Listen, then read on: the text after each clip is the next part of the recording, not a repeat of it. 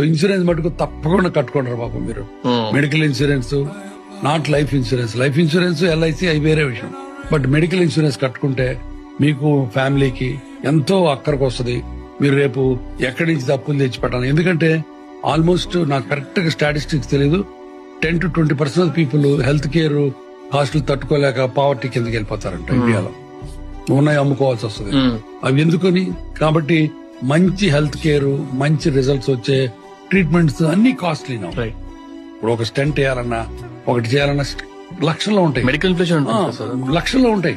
పాత రోజులలాగా చిన్నది. ఈవెన్ జ్వరానికి వెళ్తే ₹1,00,000 అంటారు. బట్ జ్వరం అంటే పాత రోజులలాగా సింపుల్ వైరల్ ఫీవర్ కాదు. It can be dengue, it can be something else. Platelet పడిపోతే ప్రాణ ప్రమాదం. అన్నిటికీ బ్లడ్ టెస్ట్లు చేయాలి. కాబట్టి ట్రీట్మెంట్ కాస్ట్లీ అయిపోయింది. అలాంటప్పుడు మనల్ని రక్షించేది ఇన్సూరెన్స్. సో తప్పనిసరి ప్రతి వాళ్ళు చేసుకోవాల్సింది.